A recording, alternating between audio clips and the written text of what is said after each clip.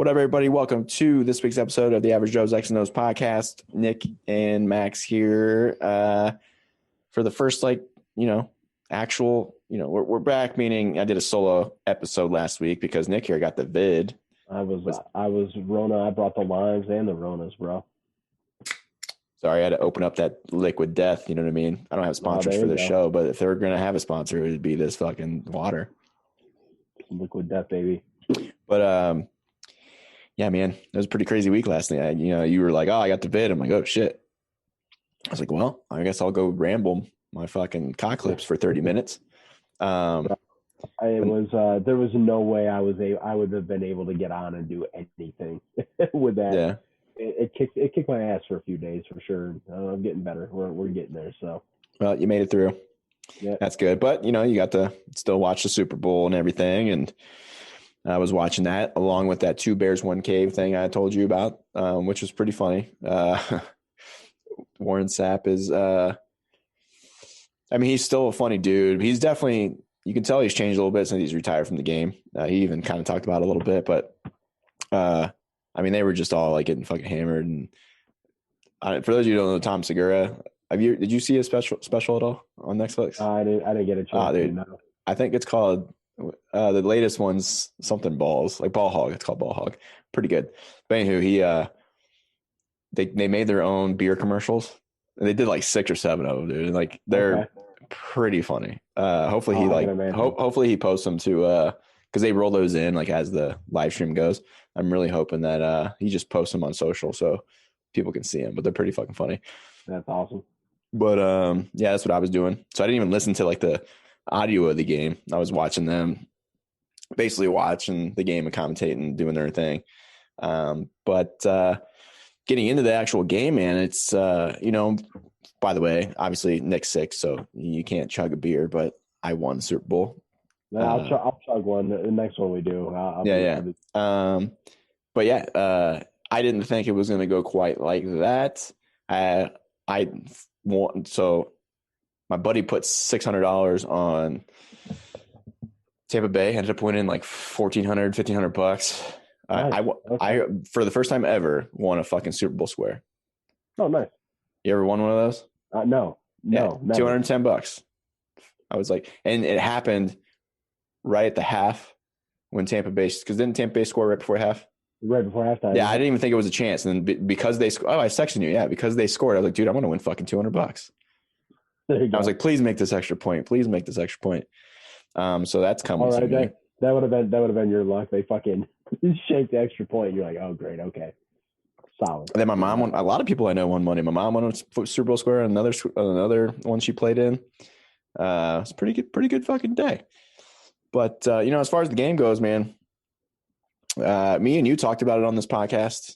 Back when we were breaking down the Tampa Bay Green Bay game. Yeah, the defense kind of gave up some points there towards the end, like Green Bay get back into it. But all in all, like it was with the play that everyone was saying that Aaron Rodgers could score that touchdown. And I did break that down last week. I talked to the guy at the gym. I think I told you about who played. He'd been in a couple different teams, OTAs, but he had a hamstring injury. Ended up not being able to make any of the teams. But we were kind of breaking that down. He's like, dude, he told me, he's like, man, he's like, same thing. I brought up the scenario with Aaron Rodgers. Everybody was talking about like, oh, he could have ran it in. He's like, man, he's like, the speed that everybody has there. He's like, you can't even imagine it. Like you see it on TV. He's like, not even close to the same. He's like the amount of ground that these guys can cover. And this is a dude who's 6'7". He's a big fucking guy, right? Played D1 ball and all that shit. Went to some OTAs. So dude's seen the speed firsthand. You know what I mean? Yep. So, and you saw that shit during the Super Bowl like that. And if you go down that roster of that defense, from the front line, those linebackers that we mentioned, all of them, every single one of them are legit. I will say this, like I would have thought it would have been more likely that Kansas City blows out Tampa Bay than vice versa. I could have seen like it was either Tampa Bay to me. Tampa Bay wins in a close game, or Kansas City, potentially wins in a close game, or could blow them out. Like I never saw Tampa Bay coming in and being able to blow out Kansas City the way that they did. And honestly, it was because now we'll put the offensive performance from the Bucs aside for a second. Their defense played outstanding. I could not believe, and you talked about the speed and their speed, their defensive backfield and their back seven were just fantastic. You got both their linebackers, Devin White and Levante David, were just all over the field. And Devin White specifically, like any plays to the outside, he was there.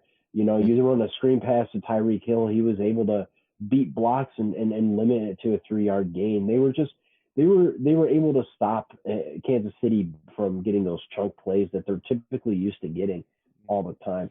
And on the defensive backfield, their defensive backs are just awesome. Antoine Winfield was a home run draft pick for just him like this year. Just like father like son, dude. Like, right. And he was a home run draft pick. Jamel Dean, I forget, Murphy Bunting, their other corner. They're fast, and they were able to take away Kelsey. They were able to take away Tyreek Hill, and they forced Pat Mahomes and other players to have to try to beat them, and they just weren't able to do it. Mm-hmm. And because I think they took away those weapons from him, it really put Mahomes in a bind because, what's he looking to? He's looking to those two guys first, right? Yep. And now when you have to get to your third read with the makeshift offensive line they kind of had to put together, they had a lot of injuries on that front, and Vita Vea came back, and they were able to just pressure the shit out of Mahomes. Vita Vea and Sue.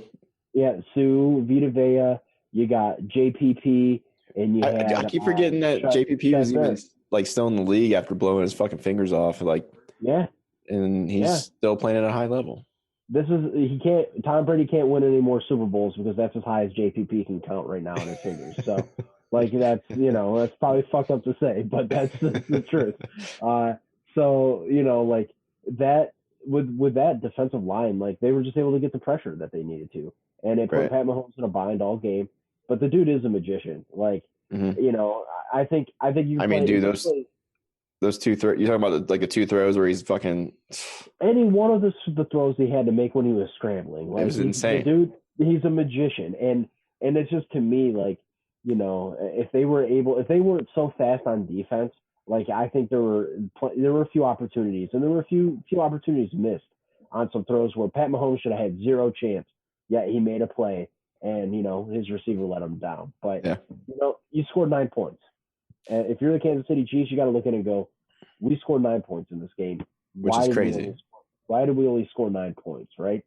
On the flip side, bro, Tampa Bay's offense was just, after the first couple series, they were able to get it going. Dude, I even text you, though. I was like, man, because Fournette was probably having one of his best games all season. And I'm like, dude, this guy is running hard as shit. It's clearly you can tell. And they're successful every time they're running the football. I'm like, this might be a nightmare for Kansas City if they can't stop this run. And they didn't really ever do that. They got that run game going early and it kind of opened up everything else. And what's crazy about the Tampa Bay's offense is the fact that it wasn't even necessarily Mike Evans. Dude, it was fucking Gronk and Antonio Brown. Well, a lot of what they did was they made, and Brian Baldinger did a pretty good job of this. They put out formations and made plays look the same, but ran different action off of it. And I think it kind of slowed down the processing of the defense. What are we getting on this? Are we getting a pass play? Are we getting a run play? Now you got to pay attention to personnel in that formation. There's a lot of things that they really had to, kind of iron out and really, pay attention to.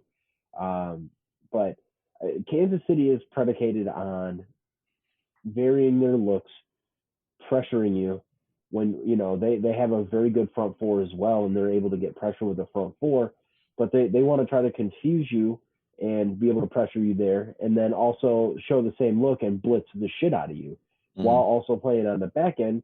They want to be a real physical man-to-man, some people call it sticky coverage. I guess, that's a term that's been utilized. And it's kind of one of those coverages where they're hands on you, they're bumping you, They're not letting you get free releases. Everything is, you have to earn it, like every single play. And honestly, I think they got thrown off their game a little bit. You had a couple. It was like in one drive they had like three successive penalties of holding and defensive DPI, like, or illegal contact. So like at that moment, I think it kind of threw them off their game a little bit. Like, okay, this is how this is going to be called. We have to play a little bit different of a style, otherwise we're just going to get penalized to death the entire game. Yeah. So, and I think that all factored in, and Brady was able to execute and beat the pressure. Yeah, and I'm sorry, Kansas City fans, but the penalties weren't the reason why he lost the game. Sure, No, maybe some of them, like the one that I thought was an uncatchable ball that they probably, shouldn't have called. But he also got away with some shit because I saw some of those offensive tackles fucking have Pierre Paul or the other DN in a fucking headlock and didn't get called. So yeah, let's put it in perspective. They scored 9 points. Right. They did not deserve to win that game. They scored 9 points. Right. So, but I mean, Brady was just able to pick them apart, and KC didn't have an answer for it. Like they didn't try. I didn't notice anything schematically that they did to try to change up what they were doing. Yeah, I mean, there wasn't really much pressure on Brady. I mean, Brady can get rid of the ball pretty quick too. So they were just kind of just taking what the defense gave them, and they were able to put those drives together and just kind of dominate. Yep. I think credit's got to go to Todd Bowles, though. I know, like, coming in there after having the Jets job, he's always been known kind of as a good D coordinator, and this just kind of solidifies that, man. Like, to go up against the kind of offense that Kansas City had, and he like put that game plan together. I mean, obviously he's got the players to do it, but I can't remember. Did you see the breakdown of what he was doing, like with the safeties? Yeah. So there was a play where he blitzed 2 safeties like off the edge, and he ran like some random whack at, like, it was just the weirdest coverage ever. Yeah. Like he ran corner blitzes, and he'd bring safeties in place of corners and just like run a weird like big rotation of players. And it was, but I know he was like disguising, because on the aerial view, it was like he was bringing up like both safeties. I don't know, like it must have. I mean, obviously it worked, whatever the fuck he was doing. Well, see, that's where the speed comes in, man. Like, because you can bring up those pressure looks, and you can walk guys up to the line of scrimmage and throw off, almost in like a zero look, but then be able to back these guys off and still get guys and rotate them into the deep half and deep thirds of coverage, because they're so fucking fast. Like that's what that allows you to do. And then on the corners, you don't have to worry about guys getting beat one-on-one, because your corners have just so much speed. So yeah, it puts you in a really good position to be able to utilize that. Like, I don't think the Bills could ever do that, because they don't have the team speed on defense like what Tampa Bay does. Like, they would never be able to utilize a similar pressure package or concept to try to confuse the defense, because I just don't think they're that fast. Yeah. Let me ask you this: as a Bills fan, how do you feel about Brady getting the 7th ring? I don't know, man. I was kind of pissed because I had Kansas City as in a random. We did pick a team. Well, it was draw a team out of a hat. Whatever teams you got were the ones that you had, and if one of them won the Super Bowl, you won money. And Kansas City was one of my teams. Oh, so you thought you were gonna win? Yeah. So I was like, oh, all right. Well, I had Kansas City and Green Bay. I felt pretty confident. Like, if Kansas City and Green Bay made the Super Bowl, I was like, okay, yeah, whatever. But so I mean, outside of that, I didn't really give a shit on who won. I'm kind of happy because Chiefs fans were getting a little big for their britches on Twitter. Yep. So I'm kind of happy that the Bucs won, but on the flip side of the coin, it's fucking Brady and Gronk. You know what I mean? Like, that got it again, and I was like, God damn it, dude! Like, it's why crazy. couldn't have been anybody else? You know what I mean? It's crazy. But, dude, it's one of those things where, like, I mean, I'm kind of grateful for it, just because, like, and I was never a Tom Brady fan or a Patriots fan by any means. I never really like cared for them just in general. They were good, but I can appreciate like greatness, And this year, just in sports alone, we had, and a lot of people are going to knock it, but you had LeBron win a ring with his 3rd team, which has never been done. Saban had surpassed Bear Bryant having the most championships as a coach in college football, I believe. And then now you got, Brady getting his 7 rings, one, one with a team that's not the Patriots at 43 years old. That's 3 things right there that got crossed off this past season in those sports that we get to witness. Those are things that people are going to be talking about for years down the road. Like they talk about, or like they did talk about with like Montana, or even go back to like Lombardi or like, Bear Bryant, those kind of things. Like for the next 50 to 100 years, like that's the next staple of history when it comes to sports. So it's kind of weird being alive to see that, so it's just kind of cool. Listen, man, it was, as much as I knew he was the bane of my existence, people said, oh, the trash AFC East is the reason Brady won Super Bowls or got to the playoffs all the time. And then he goes to Tampa Bay and wins it in his first year outside in probably one of the most competitive divisions there are in football, maybe outside of the AFC North. He went to a real competitive division and ended up being able to make it to the Super Bowl and win a Super Bowl again. So what he's done in the game of football is unprecedented. He's got more Super Bowls by himself than any team than any team has Super Bowls total. Yeah. Right.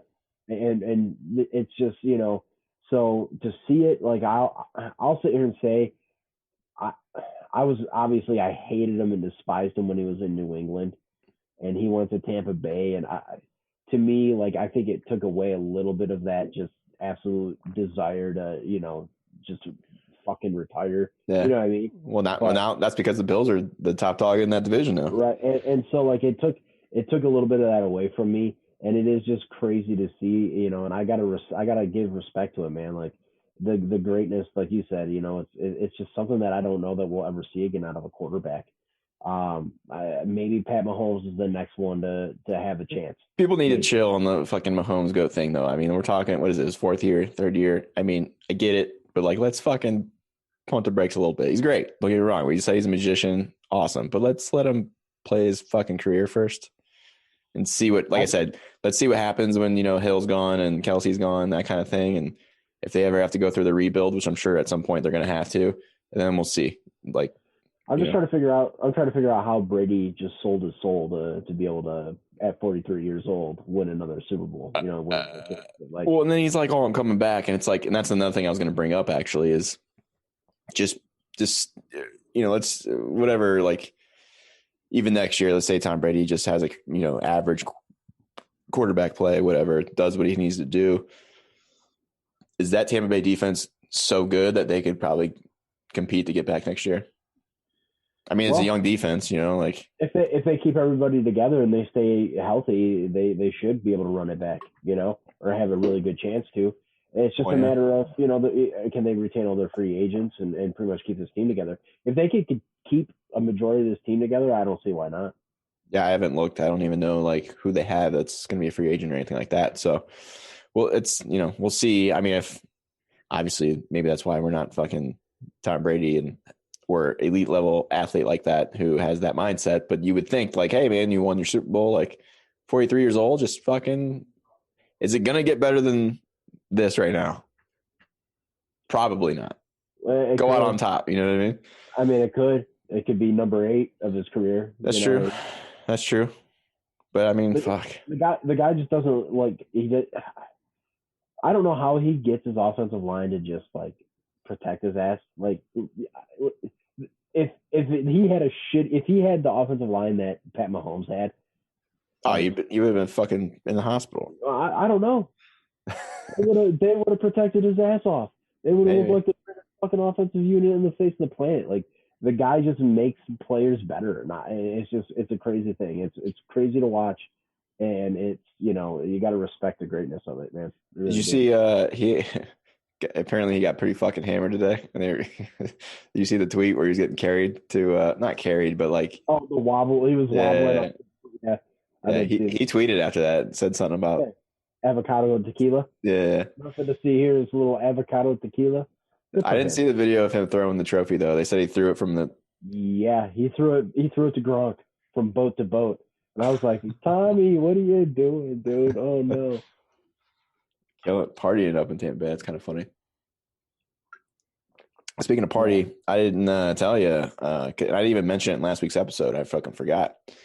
I went out on my birthday and got so fucking hammered, thinking I was 21, and Ooh, okay. the next Bad, Monday and bad Tuesday, the decision. following Monday and Tuesday were rough. Let's just say that. So I haven't touched alcohol since then, and yeah, man, it was like I drank fucking, which I don't remember. I was told this. Not only we were shotgunning beers. This is after I went out and like had fucking shots and drinks and all that shit. We went back. I remember like I met up with some coworkers after all that. We stopped at one bar when they got off work. Cause I stopped at my restaurant to get my 3 drinks. Cause we're limited in the drinks we get. Whatever, I won't go down that rabbit hole. But then we went out to one place, took a shot, then we got a bunch of shit. We went back to my buddy's house, coworker's house, and that's where I blacked out, basically.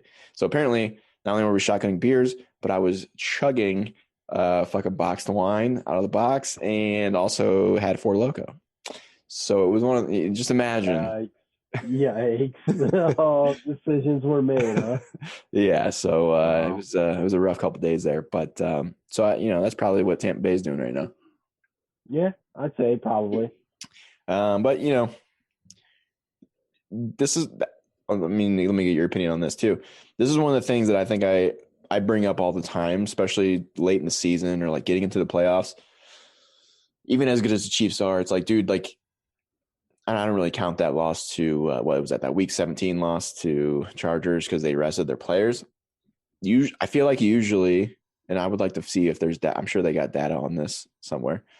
I feel like you got to lose late in the season just to get it out of the way before going to the playoffs and like get hot, because like Tampa Bay, like the 5 games they lost, they kind of went through their struggle earlier in the season before things started clicking, and they got that shit out of the way.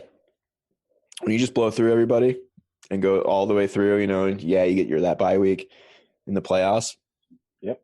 I still feel like, just going on that super long win streak, which we saw with the Ravens the prior year. I'm always a big fan of that, of like, do we get that loss out of the way early and, or just be like a super hot or be the super hot team coming into the playoffs. And we kind of, it's kind of part of what we saw. I mean, before that, the last game that Kansas City, I mean, they basically essentially lost 2 games and dude, a long time. Not much losing. Exactly. It was like 2 games in like 25 or something like that.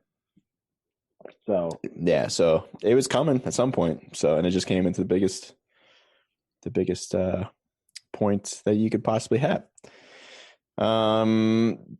Have you got any word yet on like what the we're in February of the combine? I don't think the combine's happening. I think they're going to have to do. I knew they were adapting it, but I thought it was like a pro day type thing where they were going to different schools. Yeah, it's pretty much that's what it's going to be, and they're going to have. It sounded like it was going to be televised though. They might televise it. I haven't seen anything on that side of it. I know some teams and some guys are already kind of doing like mini pro days and stuff already. So that's been progressing, and I've seen some workouts and stuff. Particularly, what's the dude's name? Rondell Moore out of Purdue. He had a 42-inch vert that he showed up. Yeah, and there's going to be some guys, and I'm really starting to take some time to dive into it now. I'm feeling better, dive into the draft stuff, and trying to get some stuff ironed out and see which prospects I'm really targeting for the Bills in particular. So yeah, I feel like there's going to be some maybe this might be one of those years where I don't want to say like sleepers, but like maybe some people are getting drafted that maybe people aren't familiar with, like kind of early, and then that end up being like pretty solid. It's just going to be like, obviously they got scouts still doing their thing. Maybe, I mean, I don't know, like who knows if anybody was allowed to fucking go anywhere. This just popped in my head too. Because it's football, right? I didn't realize. You know how Deion Sanders got hired at Jackson State? Yeah. I didn't realize that conference, and I don't know what other conferences, that still got pushed to the spring. Like their first game's this month, like in a week or two. Oh no shit. Okay. So we're gonna have like some kind of college football still. I didn't even fucking realize that. And I don't know. I think it's called. I got to look up the YouTube channel. I can't remember the name. Dead Cat came to my mind, but that can't be right. But there's like a lot of video content that Deion's been putting out at Jackson State, and that's kind of how I kind of like searched it up, because like I know he was coaching his kid in his last year. They were on the verge of going to state, but then he got hired for the job and then went there. So like I was just confused. I was just thinking, oh well, he's gonna coach in the maybe they start in the spring with spring ball and then they have their season, right? Then I was looking it up. I'm like, wait a minute. I'm like, what was? Then I just started kind of deep diving because I wanted to see how good Jackson State was the year before and all that stuff. And that's when I kind of discovered, I was like, oh shit, like their first game is this month. Like, oh, like on a Thursday, was that Sunday? I can't remember. But I was like, fuck, we got some football left. I didn't even think about that. So I'm going to keep an eye on that because I just want to see what the coaching staff they put together. And obviously they probably recruited some new players. I don't really know how that works just because they don't normally play in the spring. So if it's just the team from last year or the people they brought in that didn't get to play right away. Right. They apparently they got a corner that's legit. I don't know his name. I was watching some video on him, some highlights they were playing on that channel. And but yeah, I want to see what that. I mean, it's small D1 ball. It looks like in that conference. But yeah, I mean, we'll see what happens. I mean, they must not have had any faith that they would have been represented, in any sort of championship game anyway. So why not at least try to get a season in, even if it is somewhat more like closer to spring ball than it is, anything else. That's cool though. I wonder how that'll roll over to following season, for ball, like if they're going to be able to do any fall stuff with having a season this late. That's like a lot. You know what though? It could be, let's say Jackson State ends up being like pretty legit. Because I was looking at like last year, they won like four or five games, but there was a couple games in there that they lost that were really close. So like, I mean, even the ones they won were pretty close. So like, it's one of those things where like they could have easily had like maybe a winning record had they pulled out a couple of those games. So to see if they get over that hump and like fight for the conference will be interesting this year. And if they do that, because all eyes are probably going to be on them already, and there's no other football on, so that's all we're going to have. So they're probably going to be getting more eyeballs. It might be good for recruitment leading up into the following year. You know what I mean? Yeah. On top of what you're already going to get just because of Deion Sanders and that coaching staff. So I forgot about that. I'm glad that popped into my head. That's cool though, and maybe they'll be televised. I mean, Deion, I would think so. Big profile, to the atmosphere there. So maybe they get some looks. Who knows? I think so.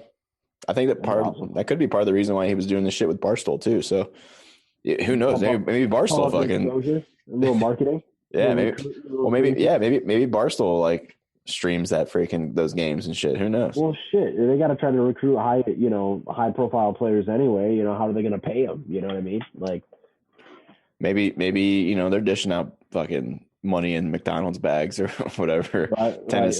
Whatever Tennessee was doing out there. We got a lot of I know our shows are probably going to be a little short now that there's no games. Kind of depressed about that. But just coming up with content. But there still was a lot of things going on in the NFL. It seems to be the year where all these freaking crazy rumors and speculation are going on. Rumors. Before we get to some of those rumors, let's dive into this topic because a lot of people were pretty angry, mostly Steelers fans, which they should be because they fucking suck. This whole defensive player of the year thing between Aaron Donald and J.J. Watt, a lot of people think that J.J. Watt should have gotten the defensive player of the year and got kind of snubbed. But let me pull these stats up, right? Because I think Nick and I kind of agree that it went to the right person. So T.J. Watt had 53 tackles. Aaron Donald had 41. Sacks, TJ 15, Donald 13.5. Tackles for loss, 23 TJ, 12 Aaron Donald. Pressures, 55 and 42. QB hits, 41 and 26. Fumbles, 2 and 4. Pass defenses, 7 and 1. Interceptions, 1 and 0. Now, here's the thing. Those numbers are pretty close for the most part. And a lot of these people that are complaining need to understand one thing. It is TJ's literal job as a pass rusher to sack the quarterback, probably have some pass blocks, a lot of times maybe he gets double teamed here and there, but for the most part, it's one-on-one pass rush. Maybe there's a chip. I don't know. And then you got Aaron Donald, who is an interior guy, who for the most part is really supposed to just fucking block up a hole so they can't run the ball. And then, I guess, some pass rushing from the interior. It's just not as, I don't want to say valuable, but as expected, I guess you could say. So with the fact that an interior defensive lineman is still putting up numbers like that and also getting double teamed or triple teamed majority of the time is pretty fucking impressive. I will say this. The Steelers all year, for most of the year, had Cam Hayward and Bud Dupree to go alongside of TJ Watt. That too. So it's pick your poison there. As a pass rush, who did the Rams have outside of Aaron Donald? Aaron Donald literally, and I'm gonna isolate this down to what I saw just from the Bills games that I watched because they played both of them this year. TJ Watt was invisible against the Bills. Mm-hmm. And they had a pass rush plan. They forced them wide. They had a plan against them, They also had a plan against Aaron Donald. And Aaron Donald almost single-handedly destroyed that game for the Bills in the second half. All game, primarily in the second half. Single-handedly threw three guys to the side and was just dominant. And, as an interior pass rusher or just as an interior player, you don't see interior guys do what Aaron Donald does consistently every single year. Double-digit sacks, double-digit, higher on the list in pressures, higher on the list in TFLs. The guy is a freak of nature. And it's, to me, like you said, an edge rusher, that's what they're supposed to do. They're supposed to be the sack guys. They're supposed to be, the havoc wreakers on the edge when it comes to, statistically looking at, pass rush stats and everything. Interior guys, that's not what they're supposed to do. And that's what Aaron Donald did consistently every game all year long.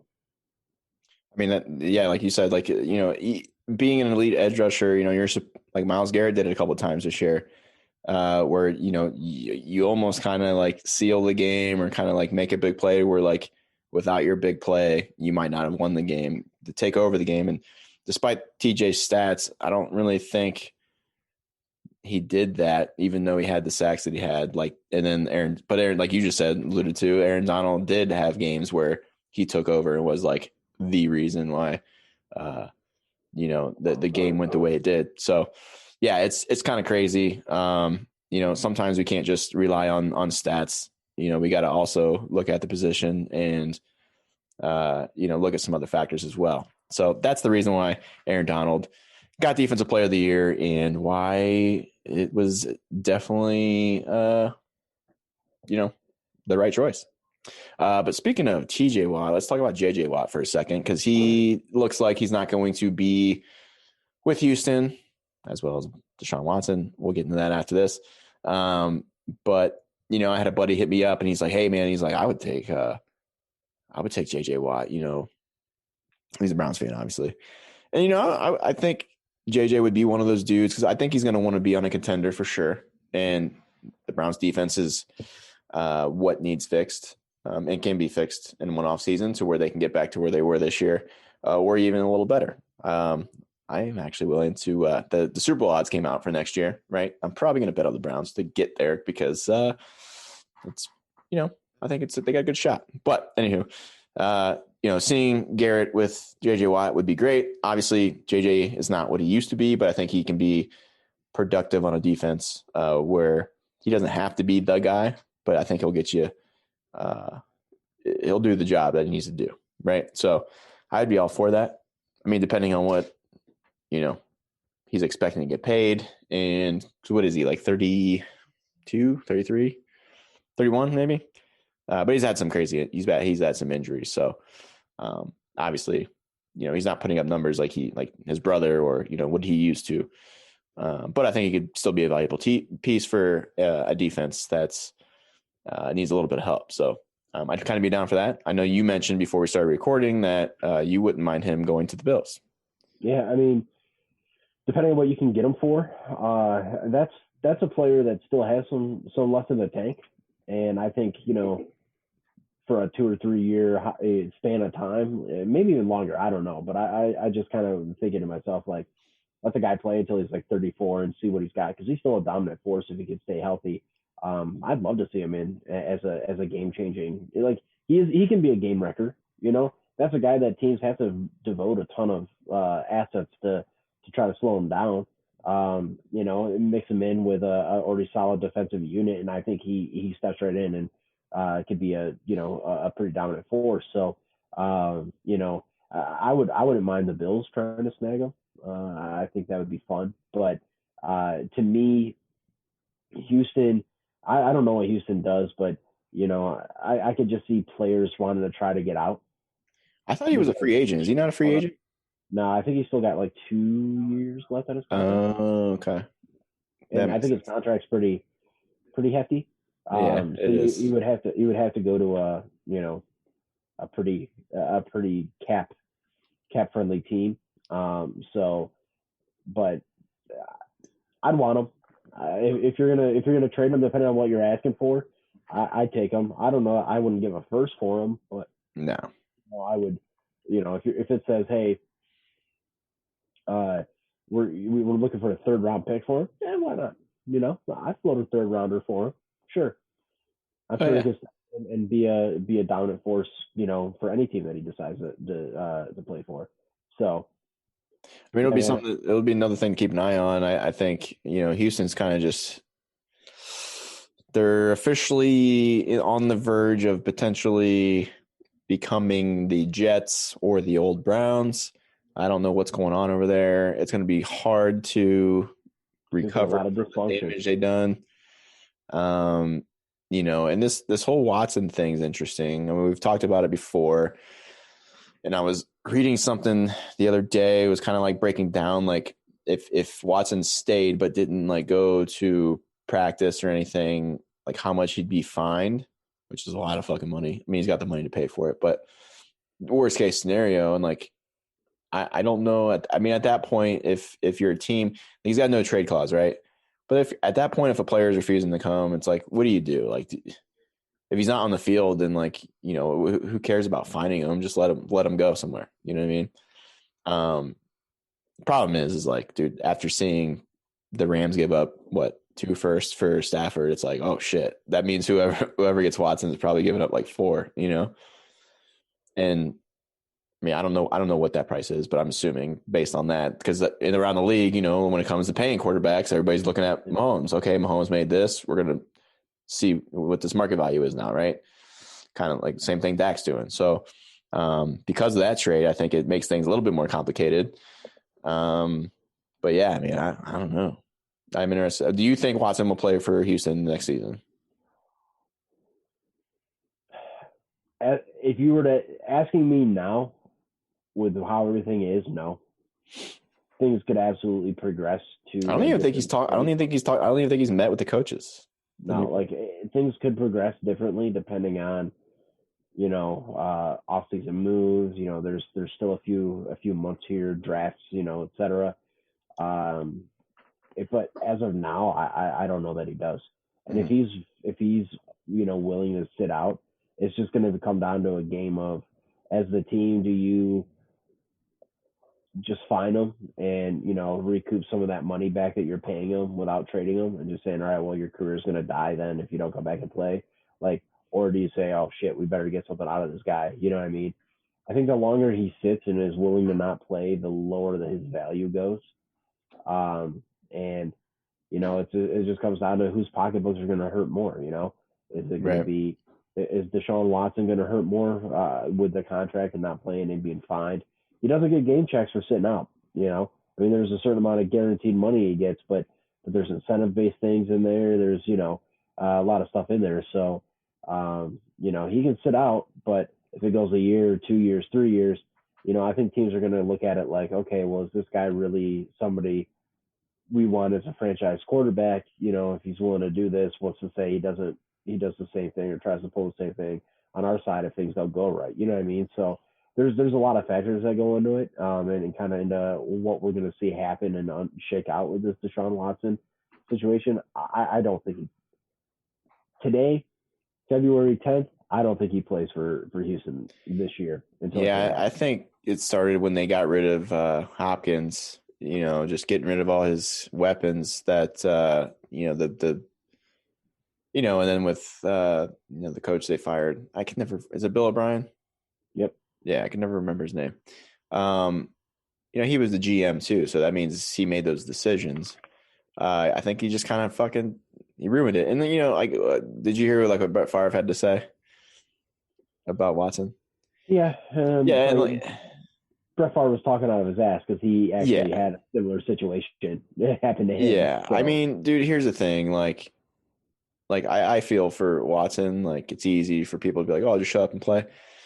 Organization fucked him, man. I don't know, he's still one of the best quarterbacks in the league. Even the numbers he had this year were fucking pretty damn good given the circumstances that he was in and who he was throwing to and stuff, and as many games as they won. The dude's in his prime right now. His years are kind of being wasted, and he wants to win. And I don't think that organization is going to be winning anytime soon. So I'm all for him kind of going out there and seeing what he can get. So right. I mean, in his side of things, you gotta protect your interests, right? It's not only your brand that's hurting, it's your opportunities to win football games. And if you don't think the organization is putting things in place to help you win, I totally get it, and he's in a position where they gave him a big contract and they kind of gave him leverage. So why not try to utilize that leverage in a way to better your situation, And yeah, I get it, man. Owners are going to be there for many players, careers. An owner is going to go through 2 to 3 to 4 franchise quarterbacks in the course of their time frame. Franchise quarterbacks got to fight and claw for everything that they get. You know what I mean? From an organization, because their careers aren't as long. And same with other players. So yeah, I can understand from a business standpoint, do what's best for you. And I think he should, man. Honestly. No, I think so too. I'm not giving him any shit for doing what he's doing. I just hope it doesn't end up. I hope the hardball play doesn't end up hurting him in the long run, which it very well could. I could see the Texans just being like, all right, well, we'll eat that, Yeah. We'll eat that the fact that we're paying you and you're just shitting your own career down the drain. We don't care. I hope that doesn't come back to bite him. I don't know that it will. I don't know. Because I can't see it doing it, but the more I'm thinking about it, with JJ Watt and freeing that, they got to know, that front office has to know they're kind of they got to rebuild, right? So to free up that money, getting rid of Watt and just saying fuck it, and just letting Watson go, they'd save a lot of money to be able to put towards the rebuild. So who knows? They might go that route too and just say fuck it at the end of the day. But Watson's not happy, man. You got to do your thing and get happy. And speaking of not being happy, the other rumor that was coming out was that Russell Wilson was no longer happy in Seattle. Did you see that one? So I did see it. I think that's more of I'm trying to send a message to you guys, get me some O-line help. No, he could use it for sure. I don't know if it's I think it's more of a, listen, you got some work to do here versus I get me the fuck out of Seattle sort of deal. But Seattle did make the really smart and savvy trade to use 2 first-round picks to bring Jamal Adams in. So I'm sure they'll have plenty of opportunity to get their offensive line better for Deshaun or for Russell this season. So I forgot all about that trade. Yeah, dude. I mean, and a lot of people applauded that move, and I immediately was like, that is the dumbest shit ever. Why would you waste 2 first-round picks on a safety? It didn't bring them any closer to winning the Super Bowl this year. As a matter of fact, their defense didn't. I was going to say, their defense was the problem, wasn't it? Yeah. Their defense didn't get that much better. So, I don't know. Dude. I forgot all about that. I forgot that's what they gave up. they don't even have first round picks unless they fucking, make some other moves to get rid of guys. Like, you know, be better at drafting offensive linemen. That's all I'm gonna say. Like, you gotta be better there. Sign a couple free agents, and that was a problem for them this year. Although Russ did kind of they did kind of hold the ball a little bit this year. You know what I mean? He kind of held the ball a while, so they kind of worked both ways there a little bit. But. What do you think about because for whatever reason, after that big quarterback trade, like all the quarterbacks has been the rumor galore. So, before we get into what's going on with the Bears and the Eagles, I read today that Mariota is drawing some trade interest because when he played this year, he looked pretty good. He probably could still be a starter in the league, I'm sure. He's probably matured. But then, originally it came out, it was like Derek Carr is on the block. And then when I was scrolling through the NFL rumors, it was saying that now he's not. So, there's some speculation, all these quarterbacks still. Like, what do you think about, do you think Derek Carr is going to stick it out with the Raiders? And then do you think someone's going to eyeball Mariota to maybe be their QB next year? It's an interesting situation because, Mariota, I could see Mariota getting another opportunity to start somewhere. I think he's slightly above average as a quarterback. So I don't know how far he could take a team. And I think Derek Carr is kind of in that boat as well. So I think they're kind of in a similar tier when it comes to quarterbacking, with Derek Carr and Mariota's skill set being slightly different. If you're going to trade, here's the thing. If you're going to trade one, obviously the other guy is going to be your long-term starter. And I would say it's more likely they trade Mariota than it is that they trade Derek Carr, unless you get a piece unless Derek Carr's in that package for a Deshaun Watson sort of deal. Because I just don't think you trade Derek Carr away for pieces. I would say that they're more likely to trade Mariota than Carr in this situation, because I think people are going to try to buy low on Derek Carr, and Derek Carr can win you games. Like he's proven he can win you games, and I don't even think he was anywhere close to being the problem on that team this year. I think he's got a very good skill set, and he kind of reminds me, obviously it's a different quarterback, but kind of like what the career path of Matt Stafford was. Like they just didn't put enough around him. You know what I mean? Defensively, offensively, I think Derek Carr could push you to, a playoff win or two, and really, depending on what kind of team you have. But he's one of those guys that needs, some surrounding pieces to. I feel like that offense has got some studs on it right now. Bro, he fits. Like the system they ran last year is ideal for him because they got Ruggs and Jacobs and Waller. Darren Waller. Yeah, he fits pretty well in that system, and it's not elite arm strength, but the guy gets it done. He's got good enough arm to, he can make the deep ball throws. He can make the sideline throws. He's accurate. He can move a little bit, but he's one of those guys though that he's not going to elevate a team to be, better than what they are. So like he's going to need pieces around him. Have you heard any? Oh, we'll talk about this, I guess, first, because since we're on the quarterback train, the latest thing that's been going on that hasn't been official yet is with the Bears in Philadelphia. Now, I just saw today the Bears hired Mike Pettin. Browns fans know who that is, for their defense. And but the big thing is the Bears apparently are trying to trade for Carson Wentz. And the last that I saw, they were I just laugh because it's a Philly thing. It's so funny.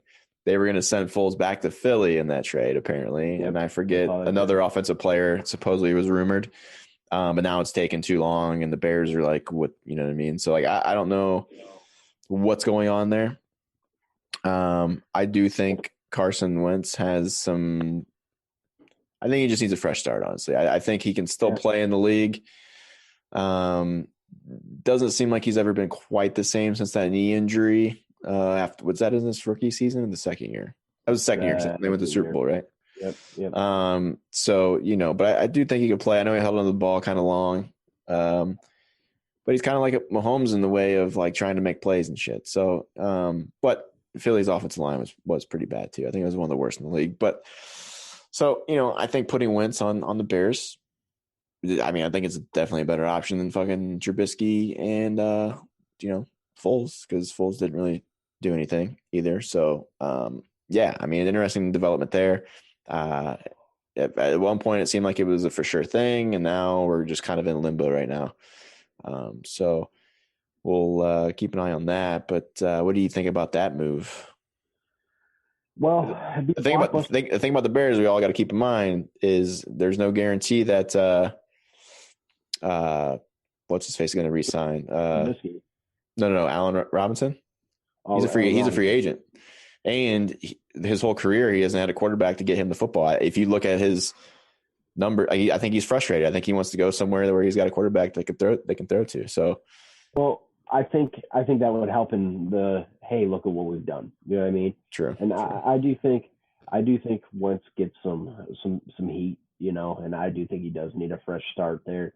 The season he had in the Super Bowl year, he was lighting it up, man, and he was making throws that putting balls on, like, good arm strength, good mobility, and yeah, I do think that knee injury might have. I don't know that it was more of a physical effect to him. I think it was a little bit of a psychological effect on him. I think in the NFL it's mostly. I think those guys physically come back from injuries nice. I think everything else is mental. Yep, but the Eagles could have done some things for him. His offensive line was also garbage. They weren't able to run the ball effectively. They had a lot of injuries last year. So, I think that didn't help him out in any case, that he had last year. I do think that the Bears would be an interesting destination for him. I think very similar teams, strong defenses, and I think the Bears might have a little bit better of a defense. I was going to say, I think the Bears are a little bit better. But I do question what they have offensively as far as pieces go. David Montgomery showed out a little bit last year, but you lose Allen Robinson, what are you going to replace him with, So it's an interesting destination. If I'm the Indianapolis Colts, I'm trying to make a move for him. See if we can't get him back. You know what I mean? Because they got a really solid team over there, and I think Carson Wentz could step in and be a really solid piece for them. But to me, I think that makes more sense. But it'd be almost like a lateral transition, in my opinion, as far as teams go. Yeah. But I don't know, man. I think the Bears are, they've always had a good defense. They, when they gave money to Cohen, they have no running game. They need to definitely beef that up. So they got a couple things they need to work on. But yeah, I don't know. This whole quarterback carousel of the NFL has just been fucking wild this year already. And then I don't know if you heard. Did you hear about the whole? I saw the fucking text messages with Andrew Luck's wife saying that he was having a meeting with Jim Irsay, and she was saying in the text thread that I think he wants to play. Like it's killing him that he can't. Blah blah blah. So like this whole like Luck coming back rumor could be a possibility. I don't know. Maybe he needed that year off to kind of chill. I don't know. He's still a fairly young guy for quarterback anyway. I don't know if it's just bullshit or what. I can't remember. What was it? Was it a shoulder? It was a shoulder injury, wasn't it? The one that really like head injuries and shoulder injuries. Yeah, like concussions and the whole. Everything. Yeah. It could be why they're not making a play for a quarterback, honestly. Or they think Jacob Eason is the guy. I don't know. You could make the argument too that the Colts have gotten themselves to a place where they're built right now, so like they could protect them. Whereas where he came in when he got drafted, obviously they were at their worst they've been in a while. So like, those first few years when he was playing there, like he was getting beat up, but now they actually have the pieces. So like, if his body's like feeling good, and I think he can get rid of the football and do what he needs to do. I think fuck, dude, there might be a possibility, man, and he's young enough to do it. So how crazy of a story would that be? Because, dude, if he came out and went to the Colts like they're going to be a force. Like they're going to be hard to beat. Like they're going to go deep into the playoffs for sure. Yeah, I mean, would you consider them an upgrade over Philip Rivers? Probably. Yes. I think I would. Yes. And I think that puts them close to an AFC Championship game in that situation with the team they had last year. Mm-hmm. Assuming that they don't have a ton of free agents, I don't know what their situation looks like there, but that would be a very. I'll believe it when I see it. Same. But it's you would have thought they would have been one of the teams that would have been heavily like trying to go after somebody, because I don't know where they pick in the draft, but it's definitely late. So you would think that they would have been one of those teams. So it's kind of weird they are being kind of quiet with all this. Right, and that's what I mean. Like you don't hear them pop up in rumors, on things. It could be there's a couple different variables to that. It could be that they have their leaks tied down pretty well, and that things don't leak out as far as news goes. Yeah. Or it could be that, hey, maybe we do have a plan on the horizon here, and Andrew Luck is planning on coming back. That would be legit, man. I'd love to see it. Yeah. We need some of the awkward Andrew Luck press conferences more often. I miss those, man. So you're right. That would be good for the game, I think. Yeah. And Andrew Luck plays at a high level, so. And he did retire early, right? I think he might be 30 years old, maybe. I can't remember. It's like 30 or 31, I think. So yeah. So he's definitely, he'd still be playing if it wasn't for those crazy injuries that sustained. So something to keep an eye on there as well. Yep. Yeah, dude, it's just a crazy time in this NFL world. Yes, sir. The off season's definitely the saddest because we have nothing to watch. So over the next course of we are in February already. Right. I know, man. We don't even have the combine to look forward to next month. Yeah, I'm kind of disappointed in that. Yeah, we don't even really have like a draft to go to. I'd love to go to the draft at Cleveland, but I don't think it's going to happen. They haven't said anything, right? My buddy Corey bought tickets to that. Yeah, they haven't heard anything, so I don't know. I don't know what the deal is. That'd be really shitty, dude. The year that it's finally because, dude, I guarantee you, no matter what fan of it, what team you are a fan of, like going to the draft in Cleveland would be fucking fun. Yeah. Yeah. So it's just a football town, dude. So it'd be a good time. Yeah, I don't know what I want to message him and see if he's got any emails or heard any news about that. Well, I just popped in my head about what I talked about last week, so I was forgetting. I was having a hard time telling you. We weren't able to really watch the Senior Bowl like we originally were going to do and originally break down.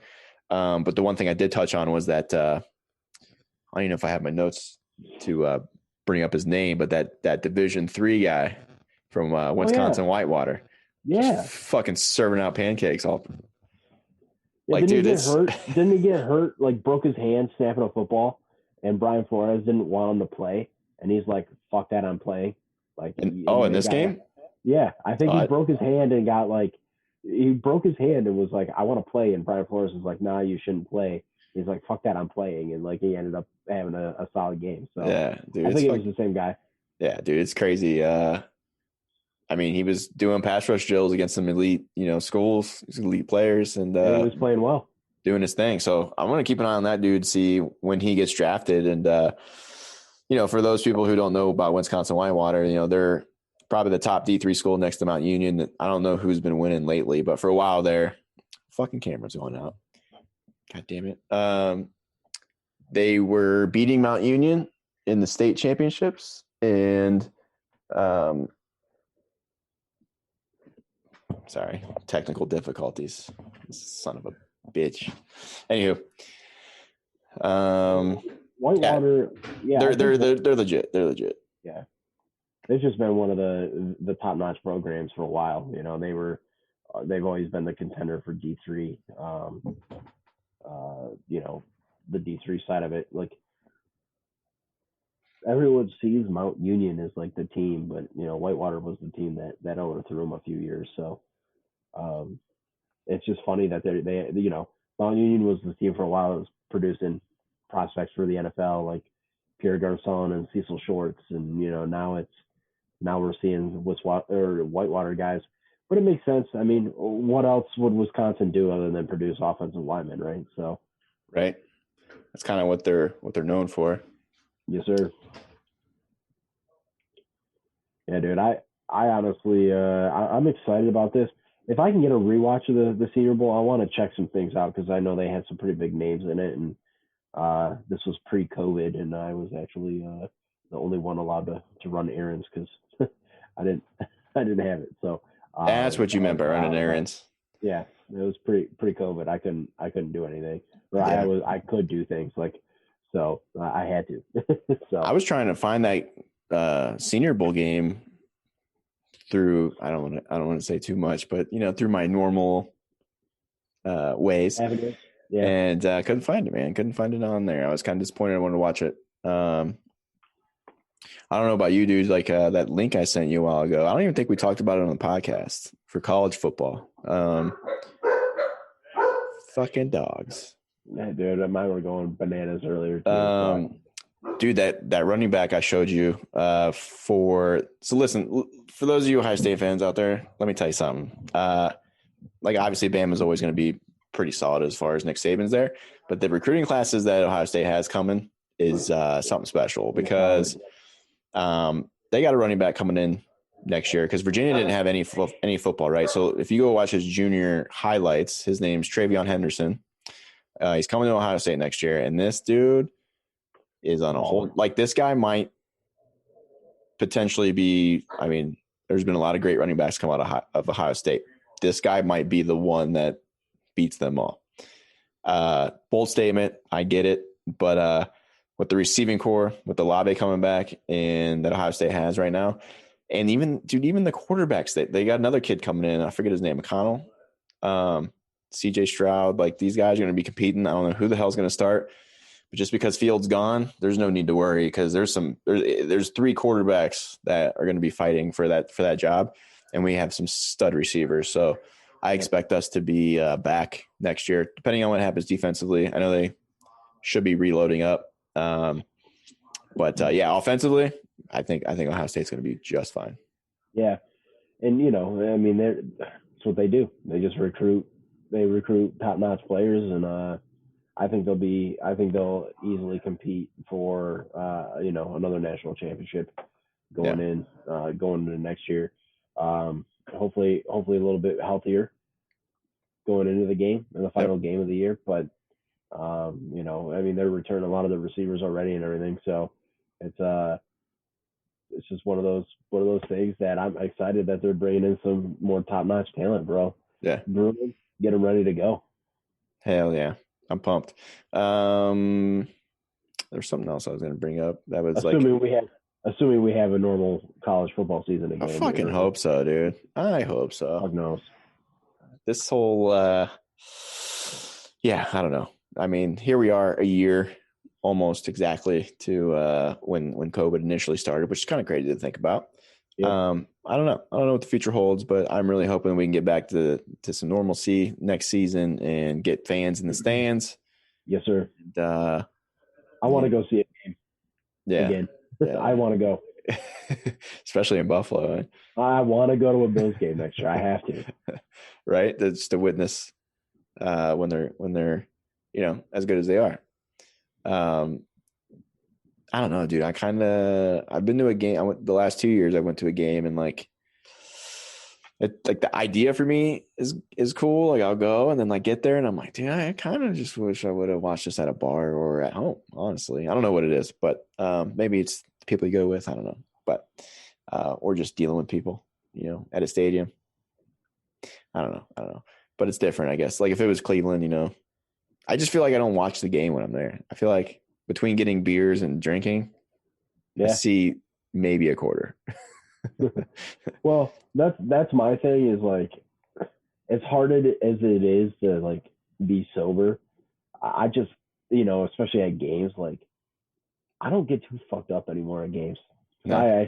I actually enjoy watching it and being part of the atmosphere. Like that's probably the problem. The beers are expensive in game. Super expensive. Like, so like, just like I already paid a ton of money for the tickets. I drank my free shit before we got into the stadium. I'm just gonna ride, maybe have a beer in the stadium and like just enjoy it. And, right. I try not to get too trash. at games anymore. That's the smart way then.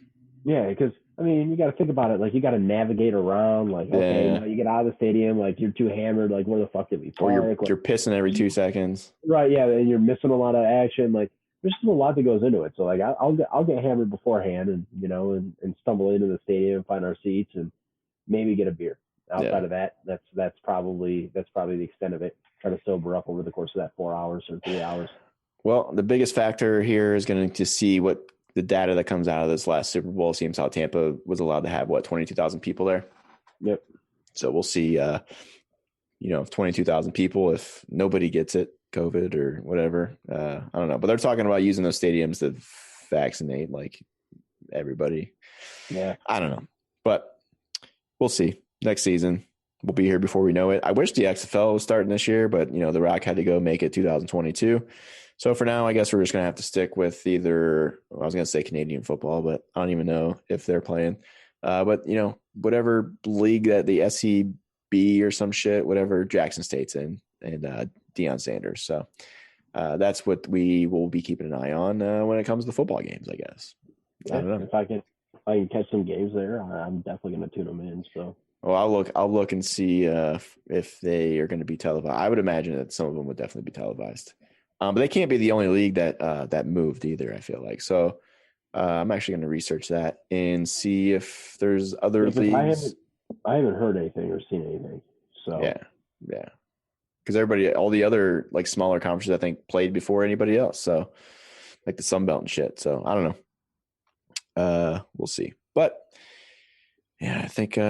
That's all that we got for the day. If you want to, check out our content, go to Twitter or TikTok. We have at AJXO Pod. Individually, my drawing a blank. My Twitter and Instagram actually is Justin_Maxim. You guys can hit me up on Twitter at BillsFan53. It's B1LLSFan53. Instagram at @NHallett53, and that's 2 L's, 2 T's. So and you can reach us out there, and we can just appreciate the follow. It'd be dope. So we'll be back in action next week. I don't know what's going to be talked about yet, but we'll get some notes, and I'm sure some shit will happen the next week that will give us some content. So I want to run a little mocky. See. We could do like mock draft here. Now that we know draft order of everything. Yeah. We can maybe even go a little bit past 10 too. We can do that, the first one of the year. So like officially, not just 1 through 10. So we can do that for sure. I'm down. And then Nick's also got to chug his beer. So all that next week, next Thursday. So we'll be back. But until then, y'all be sweet, and we'll catch you later.